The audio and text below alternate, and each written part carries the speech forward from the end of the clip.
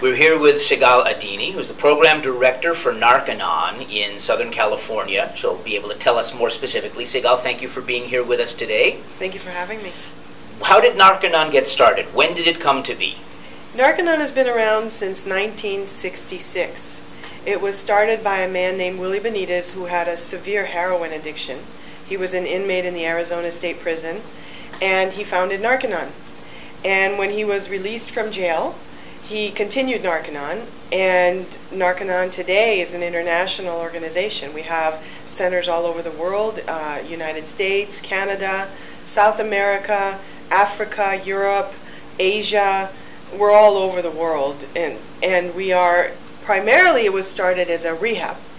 However, my passion and what we do in my center, which is a very small center, comparatively speaking, we only do education. We only focus on educating children, because the whole idea that drug rehab would somehow handle the drug problem is unrealistic. It's unrealistic to wait for somebody to become a drug addict to handle the drug problem. And there are millions and millions of people out there that are needing help who cannot even get the help. And so we decided that it's very critical that we reach the children and that we talk to the children and educate the children way ahead of when they would even begin to start using drugs. Or even if they're considering using drugs, that we would go in there and help them with that so that they can stay out of our rehab centers. Is it fair to say the mission is drug abuse prevention and rehabilitation?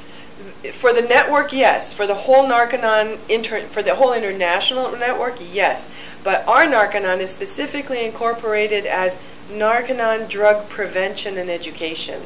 And that's all, we are just very focused on that one aspect of Narconon. When you say children, what age group does your Narconon focus on? We start with the 3rd grade. We found that to be very successful. 2nd grade is a little too young, but in 3rd grade they're already becoming aware, and you can discuss things at a level where in 2nd grade you couldn't. And you can start to discuss alcohol, tobacco, and it's more real to them than it would be to I'm speaking in general, to a 2nd grader. So we start with the 3rd grade, and then we go all the way up through college, Rotary clubs, and police departments, neighborhood watches. But our primary target is children ages from 9 years old all the way up. And even at that age, they're starting to become more familiar with what's around them? Yes. Obviously, television, movies, magazines, games, they hear things. And it depends on the area you go to also. Sometimes you can be in a very nice neighborhood and the kids are less aware, or they're going to a private school where it's not the big issue. But you go to Compton or Inglewood or East LA, and those kids want to know about what's that white stuff that I saw somebody, snorting up their nose. So you have to be flexible. You have to really look at the kids and really understand who you're talking to, and then you can address them at their level of understanding. But yeah, the kids as early as 9 years old know what crystal meth is. Most of the education takes place in schools? Yes. We're in schools. Last year we visited 174 schools in the Southern California region, and we'll do either classrooms or we'll address small assemblies. We don't like to do large assemblies because it cuts the intimacy down. Because say a child has a question, well, you've got a kid with 400 other students there. First of all, it's very intimidating to ask a question in that venue. And second of all, you can't answer everybody's questions. And kids get restless very easily. So we found a good balance, and depending on the age level, we'll try to keep it down to about 120, 150 kids. And middle schools, no more than 100 kids, usually 60 kids. So we know the limit of what we can go for, how far we can push it before it becomes a zoo. You want to keep it so that the kids can stay focused, interested, listening, and get their questions answered. Now, if I were right now sitting in a classroom as one of about, let's call it 60 third or fourth graders, okay, which given my level of maturity is not a big leap, how would you present to me what you were going to present? We'll pretend for a minute that you're actually going to talk to me in the classroom, and we can get a feel for what you're teaching the kids at the youngest age of your range. Okay, well, we do have a format, and our format is pretty standard. The variation comes with the language, the vocabulary, and the content. So the first thing that is the foundation for all our presentations is defining the word drug. We have found that most people, adults or children, have no idea what a drug is. You ask them what a table is, they know. What a chair is, they know what their cell phone is. But if you ask them to define the word drug, they're stumped. And so the first thing we do is we define the word drug. And we go, okay, what is a drug? And somebody will say, cocaine. Well, that's true. Cocaine is a drug. But what is it? Well, it's bad. True. But what is it? And then you establish, the first thing you do is you establish the concept that they don't know what a drug is, without making them feel bad about it. Because honestly, even nurses and some doctors don't understand the word drug, and they dispense those out regularly. So you establish that there's something to learn. So that's the first thing you do. And then you establish the definition of the word drug. With high schoolers, obviously the language, the vocabulary might be a little higher. With elementary school students, you keep it simple and you tell a story. So you say, a drug is anything you put in your body, which is not food, which changes the way your body works, or the way you think, the way your mind works. And the reason that drugs do that is because all drugs are essentially poisons. They're essentially toxic. And then you explain that, and you go, well, and then you start giving examples right away. If you don't give examples right away, you lose your crowd. And that's critical, even with high schoolers and college students. If you don't balance out information with examples, you will lose their attention. And it's very critical that you keep their attention, because you're about to tell them something very important that's life-saving. So we go with a story. We explain, have you ever seen somebody that's addicted to alcohol, or somebody that is addicted to caffeine? And we just keep working at it until we establish that everybody understands the definition of the word drug. And then we move on from there. Now, if you're in Compton, for example, you might discuss methamphetamine with the high schoolers. If you're in Malibu, then you'll probably be discussing cocaine and heroin. If you're in, say San Gabriel Valley, you probably will be discussing ecstasy. If you're in Sylmar, where we are, ecstasy. So you just have to, now that everybody understands what the word drug means and you've got a foundation, now you can start branching out into the different directions of what you want to discuss, what's important for them. You want to find out what's important for them to find out. You only have an hour with these kids, and they have questions. Believe me, they have questions. And they will follow you into the parking lot with more questions when you're done. But you just want to get an overall feel for what's going on in the classroom, and then go for whatever it is that's most important to them at that moment. Do you find that they end up surprised by this probably new definition in some sense? Yeah, it just for our general public in the Rotary, that is not a new definition. The FDA has defined the word drug a long time ago. It's just that nobody's ever bothered to look it up. And but yes, they're very surprised. And any education, the foundation of any education, is based on understanding. As soon as you lose the understanding of something along the line, you will lose the rest of it. So you can't go past the word drug, because you're here to discuss drugs. And so yes, they're usually extremely surprised, and we also let them know. We say, look, now you know more than 90% of the people out there, and this is very important, and you need to share this. And that knowledge is power and strength. Yes, and that's, and a lot of times you hear about peer pressure, and peer pressure is a big word, and all the kids hear about peer pressure, and they're frankly, they're afraid of peer pressure. They don't know where it's going to come from or how they're going to deal with it. But if you look at peer pressure, it's usually done it's usually effective on people that don't have understanding.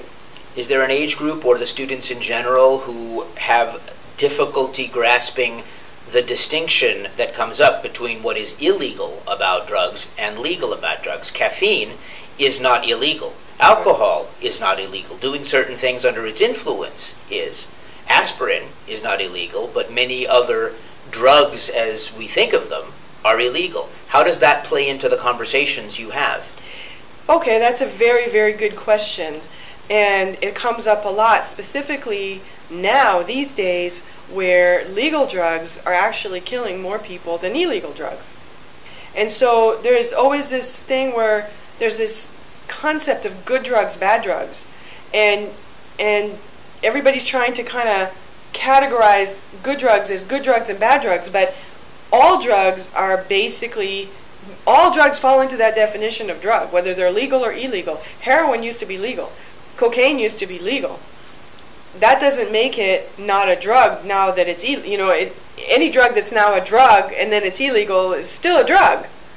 They're a drug either way, so when you kind of erase that whole concept of evil drugs and good drugs, and you understand that a drug is a drug and you have to respect it, and that obviously some drugs save lives, otherwise our society would have been annihilated a long time ago. But if you truly understand the word drug and you know what a drug is, then you can make a decision, a proper decision about how are you going to take, what are you going to do. And we also tell kids, we say, look, when you go to see a doctor and the doctor gives you drugs, medications to help you, understand what you're taking. Be responsible for your own health. And ask, why am I taking this? What will it do to me? What are the side effects? You need to know. Because many people go out there and just pop pills and they have no exit strategy. They have no way of, they call me up on the phone and they ask me, listen, I'm on Xanax, how do I get off it? I went to my doctor and, my doctor just cut me off and now I'm in withdrawals. That's the doctor's solution to your addiction, is to just cut you off. That's not a solution. You can end up in the hospital from Xanax withdrawal. So, we teach kids from an early age to be responsible for their own health and to ask whether it's a legal drug or an illegal drug. Do you find that there is any additional notice or at a certain age group about the drug use in sports of performance-enhancing drugs? So not like a cocaine or a heroin, but specifically things that in some cases we hear prescribed by physical trainers, or allegedly so. Right. Here's where my anti-Barry Bonds bias comes out as a Dodger Yeah. fan. But does that issue, the sports issue, come into play when you see them? Absolutely. And honestly, once you really define the word drug, so many questions get answered, so many false ideas get washed away with that one simple step that takes about 20 minutes to get through. And then they go, and they can think with it. They can roll forward with that concept, and they can associate what you just told them with Barry Bonds and any other sports figure, and they go, wow, I don't want that. And when you get into the high school crowd and the kids start to hear about, all the steroids, and they'll ask you, and then you just handle it, and you answer those questions. Many times, I'll just tell you something real briefly. After every presentation, we get an evaluation from the kids, and they answer these 3 questions. And so on this evaluation, they tell us often, they say, my health is very important to me, and I don't want to ruin it. And now that I understand what drugs are and what they do, I will not do them. And that's really what we're out there for. We're not out there to tell kids what to do or what they should think or what they should do. We're there to give them the information, and kids will assimilate it, and then they'll work it forward, and then they'll figure it out for themselves. They go, whoa, no way, I'm not going down that road. Have you had resistance in a classroom from the type of attitude you might get of, well, I can handle it, I won't let it get out of hand? And if so, how do you work through that information? Always with a lot of care and understanding. And first of all, to answer your question, yes, absolutely. Marijuana in California is a big issue, obviously. And I'm not here to discuss the political aspects of marijuana. we just define it. This is what it is. You know, you will make your decision. We get a very, very small percentage of students who insist that marijuana is good for you. Okay, hey, it's a free country, you know, but when the rest of them, the larger percentage, when they do understand what marijuana is, they really start to look at it and they go, oh, I get that now. And then they then go, okay. And the critical point here is that we don't, like I said earlier, we don't go into a classroom to preach. We do not preach. We do not tell kids, don't do drugs. We never even say the words, don't do drugs. We say, look, it's your choice. It's your life. It's your health. It's your future. Everybody wants to make their own decisions. I'm just here to tell you what it is. You make a decision. And I have one of the, just as an example, one of the student evaluations here. The kid says, it was very beneficial and useful because none of this knowledge was ever presented to us, even in health class. We never learned as much. Also, we were treated as adults, not children, getting educated, not lectured or preached at. So when you give somebody the freedom of choice, they will tend to choose the thing that is most beneficial for them. And if you give it to them in a way that they can assimilate it, and you don't use large words that you know they don't understand, as soon as you use words that people don't understand, they will disassociate from you immediately. And so we keep it the language very age appropriate, and always maintain communication with the students, always let them make their own choices, and we get fantastic results that way. Even with the most resistive cases of kids where they'll come in there determined to disagree with you. Automatically. Oh yeah, they already know. Yeah. They already know you're full of it, and that they're not going to listen to you. And if you saw my husband, who's the one that does all the drug education in our particular center, he's 60 years old.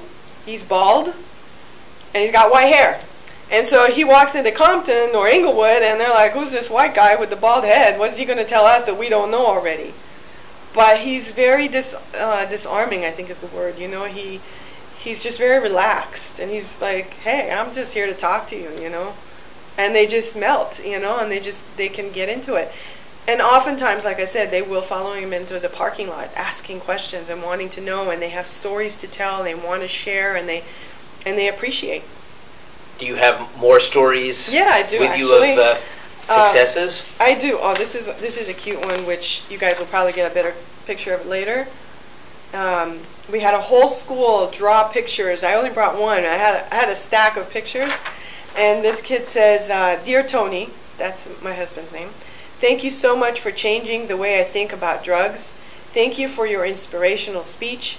It changed my mind to ask my doctor what is in the medicine before I take it. Thank you.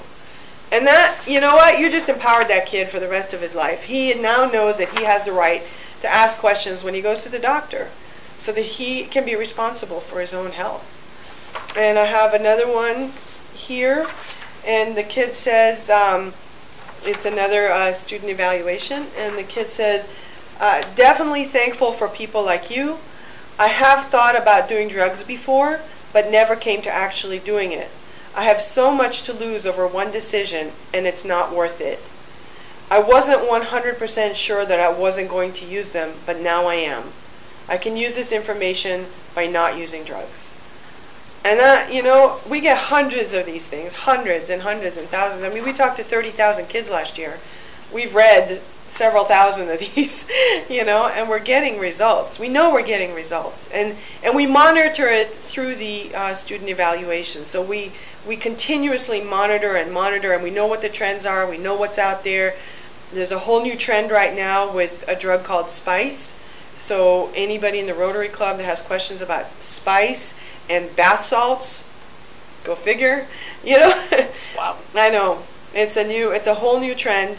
If anybody has questions, please, they can come and talk to us, and we'll answer the questions. But it's you may get some via email from our group. Absolutely, we're ready to answer questions. Yes, we're ready to answer them. Do you get feedback from the schools as well as to how this impacts on their student body, their lives as school administrators? I don't know. The answer to that is I've never gotten feedback like as far as down the line. Although I did get a student evaluation from a child that told us that he saw us in another school, and while he was at that other school, he had cocaine in his pocket that same day, and after our presentation, he threw it out and never touched it since. So I called, but now he was in another school, so I called back the other teacher, and I said, "You got to hear this. Your student from that last year, this is what he said, and this is how he's doing now." And she was like, "Oh, you have to send me that so I can show it to the principal." And they're always very pleased to hear that, you know, when we have stories like that. But we don't have a chance to follow up in so closely later on. But the best feedback is that you get invited back to the school. Oh, yeah. We have schools we've been going to for 8 years. I have schools where the kids have grown up with our presentations. And because certain schools invite us and we go in for 3rd grade, 4th grade, 5th grade, and those kids have just grown up with us. And then they see us in high schools and they say hi, and they, you know, they're very happy to see us again. And then the younger kids see the older kids already like you. Oh, yeah. Past. That doesn't hurt. No. That's a good recommendation. As soon as Tony walks on the school ground, they're like, "Hey, it's Tony! Hey, it's Tony!" And the other little kids are like, "Who? Who?" Must be a big deal. Must be a celebrity. How did you and Tony come to this? How did you two come to Narconon? Well, this is actually a very interesting question, which has kind of an uninteresting answer. I've never done drugs myself. I actually didn't even know what drugs looked like until I came to work at Narconon. And I suppose other people can say that they don't know how they ended up in the careers they've ended up. You know, you have a passion for something and you just go with it. And I just had a passion for working with kids, and I was aware that drugs were a problem, and I heard that there was a program opening up in Los Angeles, and that sounded really interesting to me, and I just dived right in. On the other hand, my husband wasn't quite as fortunate, and he has a very serious drug history from long ago, 35 years ago, and he almost died on drugs. So he has two types of education. He has his own personal experience, and then he has everything he learned after he got off drugs.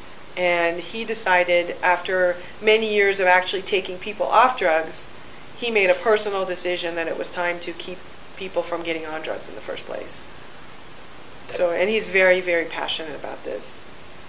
That's not at all an uninteresting story for either of you. Okay, his might be a little more interesting. His is a little more interesting than mine. Mine's kind of flat. Sometimes when we go to these conventions, these Narconon conventions, and all these people stand up and they say, "Yeah, well, I took drugs and this is where I am now," and then it's my turn to introduce myself, and I say, normally I'm very proud of the fact that I've never taken drugs, but in this group I have to say I have never taken drugs, you know, and I'm like, you know, I just stand there and go, "Sorry." Can't help. Yeah. Not with me, anyway. Yeah. So it's obviously working on you. It's prevented you from starting, although you were... I was pretty much convinced you had that a head start. Yeah, I had a head start. And the truth is, you know, there's a conception out there that all kids would try drugs at one time. It's not true. It's absolutely not true. And most kids don't do drugs. There is a large percentage that do, but most kids will not touch drugs.